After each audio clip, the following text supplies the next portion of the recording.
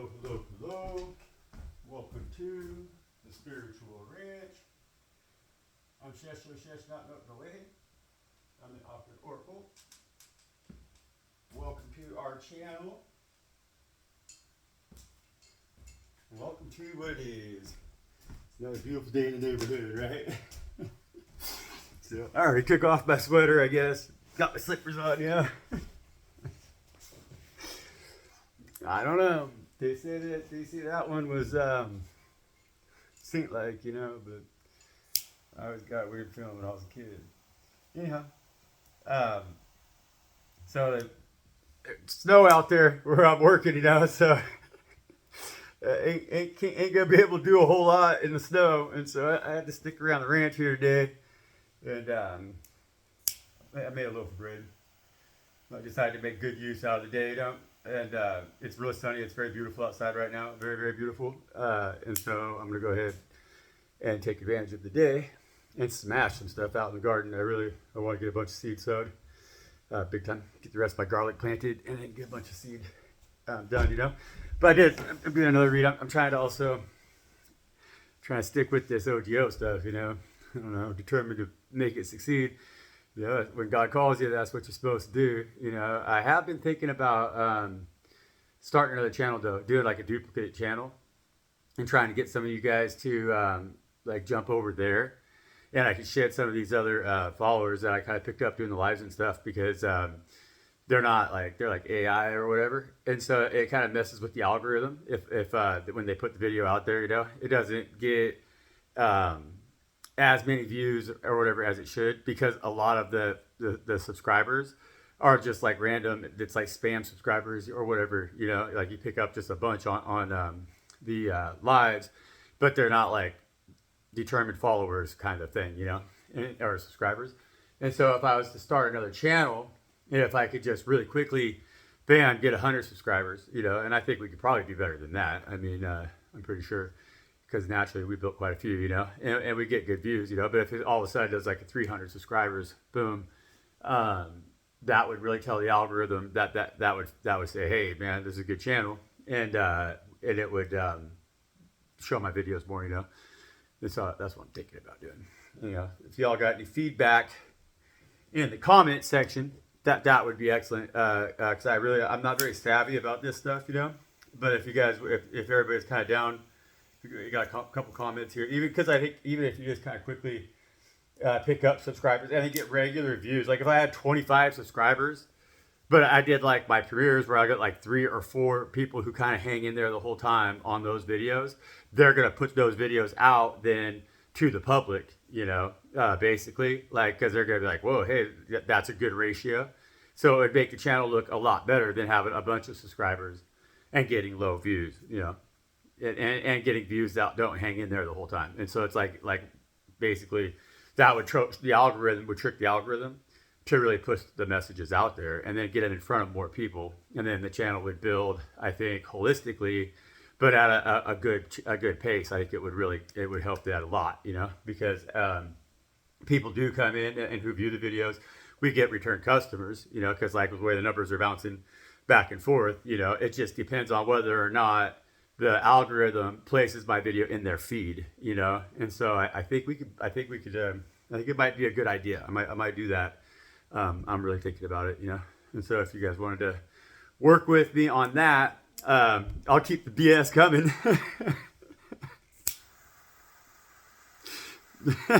hey, we can make it grow quicker, grow faster, whatever, you know. It's fun to do. It really is. But like with anything in life. And I don't know, it's not even about, it's not really the monetary thing. The way I kind of run the ship here, they can't really advertise most of my videos. I don't think they will even advertise, because I really, like I could probably become monetized on this channel. Any channel that I do, like I could probably become monetized, but it's not, I'm useless to them basically, you know. But like even with a bunch of views, I think a lot of stuff that I talk about is kind of like, you know, it's not big money for YouTube, because they can't promote that stuff. And so it's more to get the message out there, you know. We got to get the message viral. That's what it's about. I'm a chosen one, you know. I'm a child of God. and I'm on my path. I'm in my mission, you know, and so I have the energy, the talent, the time, and the effort to do this, you know, because it's what God set me up to do, you know. And so it's like I'm not in want or need physically, because my means are already met well beyond well beyond what I need to met at. I mean, I got a 50-pound bag of beans out there that meets my means for a long time. I mean, not just the beans, but proverbial, but really, though, that's how I live, and it really in a lot, and I'm in my position to do my temple work, to do my mission work with the ground where I'm at, with the ground underneath my feet. And even that, like, again, it's not a big it's not a for-profit vision, but I have everything that I need. Again, you know, so it's like my means are always met by Father, by Spirit, by God. You know, they do deliver always, and so now they're asking me to do the same in return and deliver the message.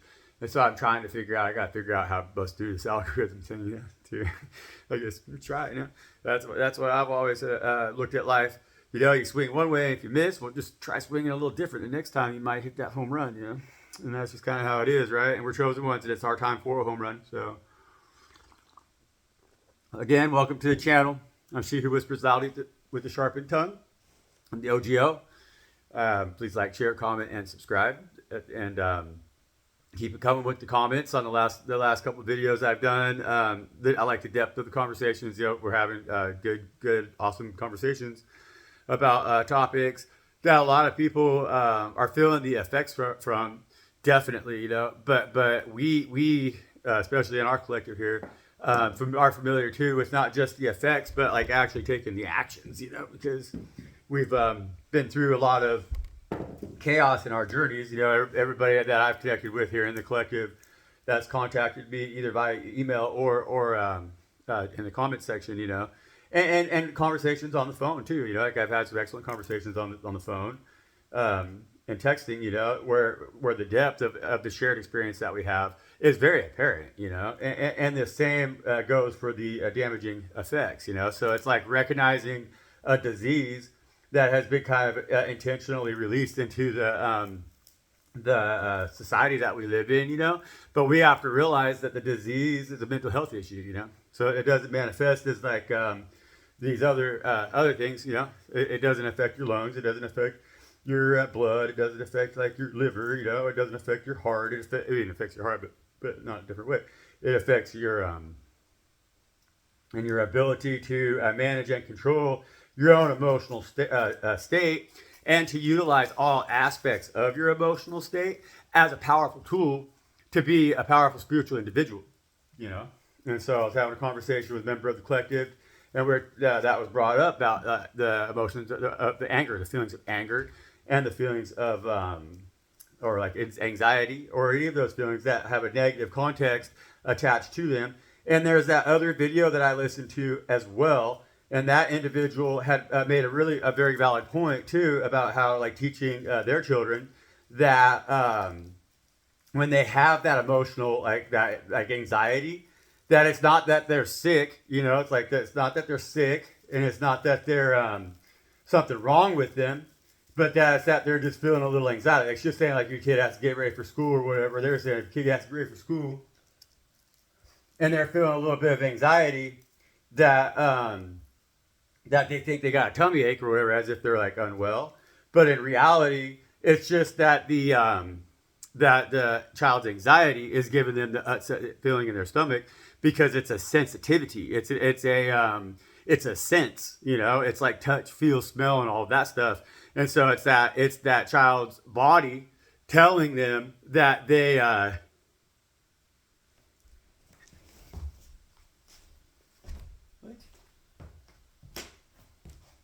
what? Hold on. I'm back. Mitzi was acting a little suspicious in the corner over there. I'm not sure what she was up to, but I found some wet spots over there the other day. Put her outside. None of that is acceptable. I don't know. It's over. It's over where it could be water. So I'm not sure if she might just be hanging over there. But either way, you know, just like children, you got to teach them. So like that, like they were saying in that I read that I was listening to, is that we have to teach them that feeling that they're having, that they associate with being a sickness or like a sore stomach, that it's their body.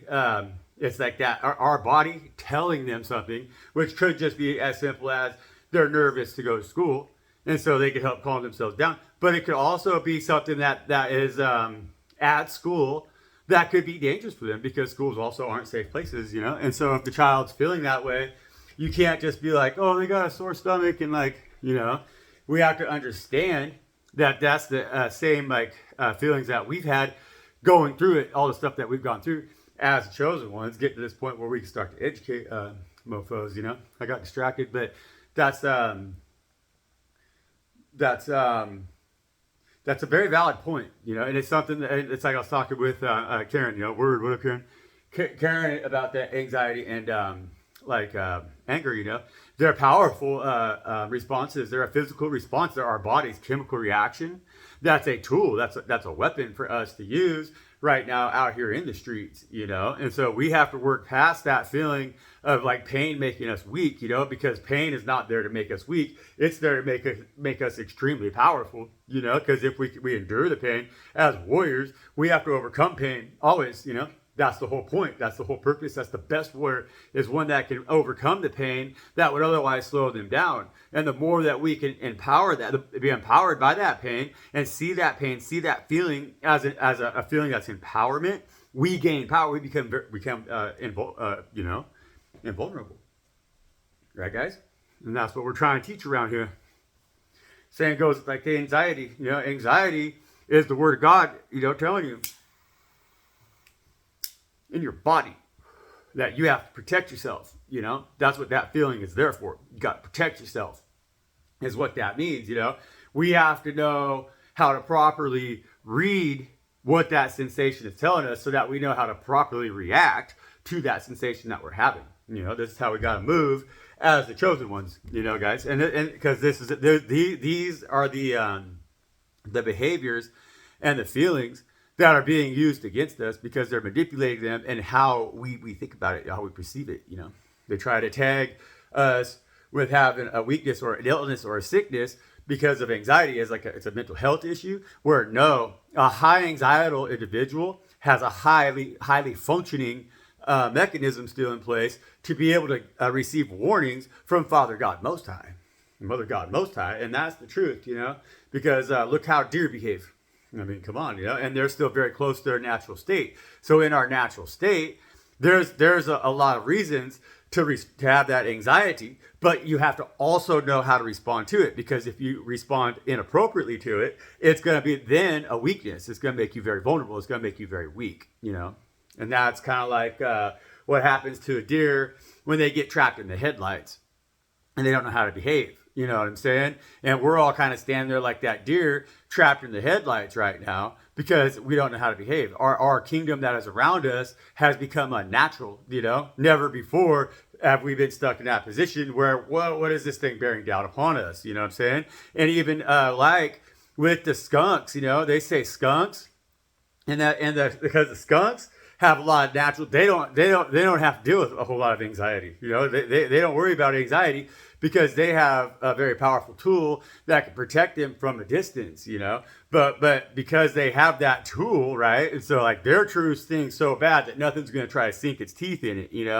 The skunk, it'll see a car coming and be alarmed by the light, but not aware enough to learn to move away from the light, because they just want to spray it, because that's what they do as their natural defense, And so that probably has helped. I hope that helps, a little bit, because in a lot of ways, that's like how the physical ability of the skunk replaced its fucking natural ability to have that awareness because of anxiety, and so it knows to move, right?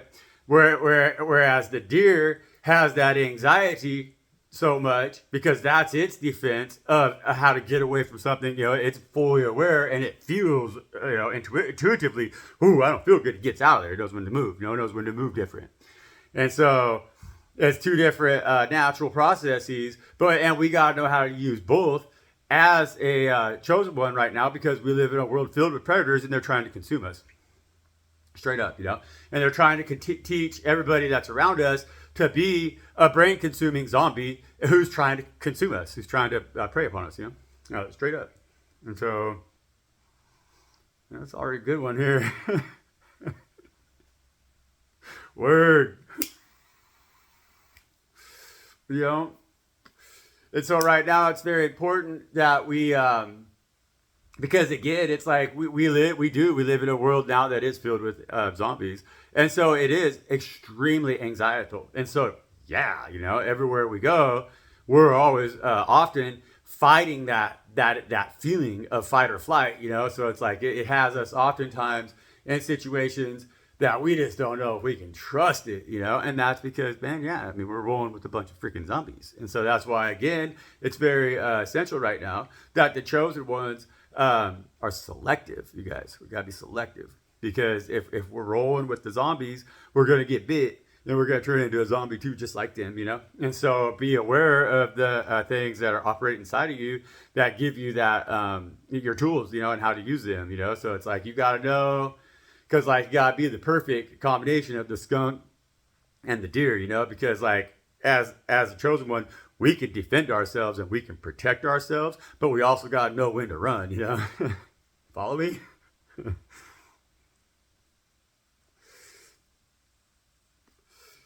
I bet you that skunk that gets clipped one time and survives, though, bounces up and down off the undercarriage a couple times and crawls in the ditch and sleeps it off for 4 days.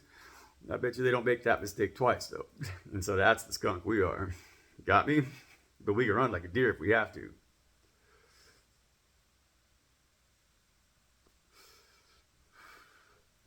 Never did try to feed the little guy a skunk.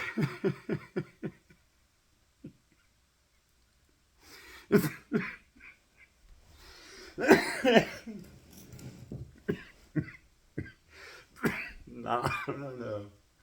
I don't know if he'd do it. I don't know. I really don't think he'd do it. That makes a lot of sense, though, when we think about it like that, you guys. And like, we got to teach this to our children because this is what they're doing by numbing us. And they want to give everybody all the all their pharmaceuticals, to take away these abilities that we have, And they want to nullify us and numb us, They want us to numb our pain so we don't become strong to it. And they can just keep upping them doses of pain, as they continue to numb us. And then they're just going to get us to a point where we're just checked out. We're a complete zombie, We don't even feel either or, And there's no way to go back to feeling that pain and then strengthening yourself, because it's like as they weaken you inside, they armor you on the outside for being able to receive that healing energy from Father God. They're really trying to turn us into slugs here. We gotta feel life. Everything that we feel, we should be able to step into the forest floor and know everything that's in that forest floor the same way that forest does, because that's how a forest operates. And it goes silent for as far as you can hear. Like you step foot in the forest and it could be echoing with frogs and with insects and with all that life and everything, And as soon as you step into that forest, it's like, you got to hang out. You got to stand still for a little bit then they'll start up. It'll be like one or two, like cricket, cricket. And then there'll be a little bit more. And then the next thing you know, then it's back up to that full orchestra, But they all know, each and every one of them, even down to every one of them, smallest plant, smallest insect, they know that you're there and they stop their movement, and that's because they're fully equipped with their natural mechanisms that keep them surviving in God's creation, and those are the mechanisms that they've turned against us right now as tools. They've weaponized them to make us feel weakened, and to make us feel threatened when we're only having an enhanced awareness, Seriously, guys. And they do it through everything. Everything. Mass media, big time. But like everything. And by design. And so I'm gonna do the same thing. I'm gonna make this will be my my rant, and then we're gonna go ahead and I'll post that on its own, because or you guys give me feedback in the comments. Let me know if you prefer, but it seems like people do prefer like the a little bit shorter format of the videos. And so let me know in the comments what you guys prefer, because oftentimes the message, of course, is delivered with the channel message. So it's my little rant, and then we check in the cards and we kind of get back from spirit some confirmation, on the conversation that we're having. And so to break them up is kind of it's one of them, but it might work better. I know they post a lot faster. It's a lot easier for that. They go through consistently, and but I'm just trying to figure out how to make this thing work. Get this message out there. It's the time. We're in a time of a great revolution, great change. And I've always forever. I mean, I was raised so alternatively, but the whole thing was I've always known my entire life that like time for great change, the revolution. We need leaders out here that think in a manner that is revolutionary, but that also have a good mind for humanitarian aspects of how to lead. We need humanitarian leaders that have a lot of God in their heart right now, that are ordained by God, that are selected by God, and that can deliver the message to the world and recreate the world in the image of God. And that's what we're trying to do. But that's, I mean, whatever, right? With God, shit, it's like whatever. It can't fail, And so that's what I'm gonna be doing. And so I'm gonna go ahead and I'm gonna shuffled wands. It's two wands. You see that two wands? That's yesterday, the earlier read too. We've been seeing that three of wands, but that three of wands has been really read in a way where it's the that one wand is behind us. The last read I just did, I really explained it really well, actually, and so that's a good read. I'm looking forward to posting it. But it really is talking with the three of wands. It's just talking about us moving forward, but finding in the end of the read, in the end of the and because I've been reading it too a little bit, that we had passions that needed to be shed, but that those passions were going to need to be transmuted in order to so it's not even about like because it's the three of wands, so it's still going to go on the journey with us. So I had referred to it like lumber, that we had a extra wand we had to get rid of because we had too much lumber to put on our ships, but it's transmuting that into something that we can, and so it's like finding that spark of life again that will put the wind in the sails, and so it's like, or it could be like the equivalent of putting a boiler in them ships and having that wood to burn to fuel your engine, and as you move forward, so it's like, it's not about a total, like we still have our passions intact, but they've been on hold, and now we're gonna have clarity on like the direction of our path, and we're gonna have the support, in the direction of our path now, and so we have to learn to carry those passions forward, kind of after they've been we've had to start so many times over and over and over and over. After a while, you're like, man, I don't even want to put my oar in the water. You know what I'm saying? And so right now, on the bottom of the deck, we have the Seven of Swords. So, Seven of Swords energy. That's